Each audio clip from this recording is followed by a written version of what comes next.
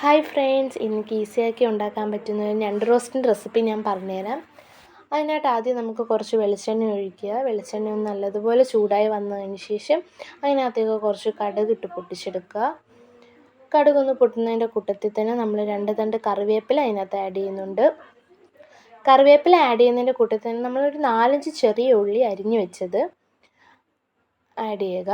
2 പച്ചമുളക്, ഇഞ്ചി വെളുത്തുള്ളി പേസ്റ്റ്, പിന്നെ 2 സവാള അരിഞ്ഞ് വെച്ചത്.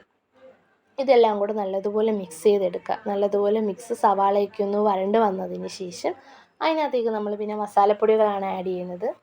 മസാലപ്പൊടി ഇവിടെ ഞാൻ മഞ്ഞൾപ്പൊടി, മുളക് പൊടി, ഗരം മസാല, മല്ലിപ്പൊടി, കുരുമുളക് പൊടി, ഇത്രയും മസാലകളാണ് സവാളയ്ക്കകത്ത് ആഡ് ചെയ്യുന്നത്. പിന്നെ നമ്മൾ അതിൻ്റെ കൂട്ടത്തിൽ കാശ്മീരി പൗഡറും കൂടി ആഡ് ചെയ്യുന്നുണ്ട്. അത് റോസ്റ്റിന് നമുക്ക് ജസ്റ്റ് ഒരു കളർ കിട്ടാൻ വേണ്ടിയിട്ടാണ് കാശ്മീരി പൗഡർ ആഡ് ചെയ്യുന്നത്.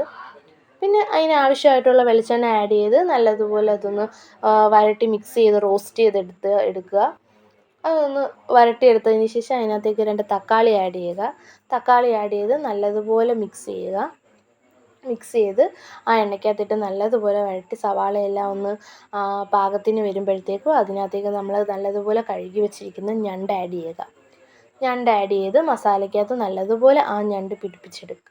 നല്ലതുപോലെ മിക്സ് ചെയ്ത് പിടിപ്പിച്ചെടുത്തതിന് ശേഷം അതിനകത്തേക്ക് നമ്മൾ 1 കപ്പ് വെള്ളം ആഡ് ചെയ്യുന്നുണ്ട്. 1 കപ്പ് വെള്ളം ആഡ് ചെയ്ത് ഒന്ന് ജസ്റ്റ് ഒന്ന് ഇളക്കിയിട്ട് അതിനകത്തേക്ക് ഒരു 2-3 മിനിറ്റത്തേക്ക് അത് അടച്ചു വെക്കാം. 2-3 മിനിറ്റ് കഴിഞ്ഞതിന് ശേഷം നമ്മൾ തുറന്ന് നോക്കുമ്പോഴത്തേക്കും നമുക്ക് റോസ്റ്റ് രൂപത്തിൽ കിട്ടും. റോസ്റ്റ് രൂപത്തിൽ കിട്ടിയതിന് ശേഷം നമുക്ക് ആവശ്യമായിട്ടുള്ള അതിന് പാകത്തിനായിട്ടുള്ള ഉപ്പ് ആഡ് ചെയ്തെടുക്കുക. സവാള സാധാരണ വഴറ്റുന്നതിൻ്റെ കൂട്ടത്തിലാണ് നമ്മൾ ഉപ്പ് ആഡ് ചെയ്യുന്നത്. ഇവിടെ ഞാൻ റോസ്റ്റ് ചെയ്തതിന് ശേഷം ലാസ്റ്റാണ് പാകത്തിനായിട്ടുള്ള ഉപ്പ് ആഡ് ചെയ്തെടുക്കുന്നത്. നല്ലതുപോലെ അത് മിക്സ് ചെയ്തതിന് ശേഷം പിന്നെ ഒരു 2 മിനിറ്റ് ഒന്നും കൂടി നിങ്ങൾക്ക് അതനുസരിച്ച് വെള്ളം ഇനിയും കുറഞ്ഞ് റോസ്റ്റ് ആവണമെന്നുണ്ടെങ്കിൽ പിന്നെ ഒന്നും കൂടി ഒരു 2 മിനിറ്റത്തേക്കൊക്കെ അടച്ചു വെച്ച് ഒന്ന് മിക്സ് ചെയ്തെടുക്കാവുന്നതാണ്. ഇപ്പം ഇത്രയേ ഉള്ളൂ ഗൈസ്, ഞണ്ട് റോസ്റ്റിൻ്റെ റെസിപ്പി. ഇഷ്ടമായെങ്കിൽ കമൻറ്റ് ചെയ്യുക.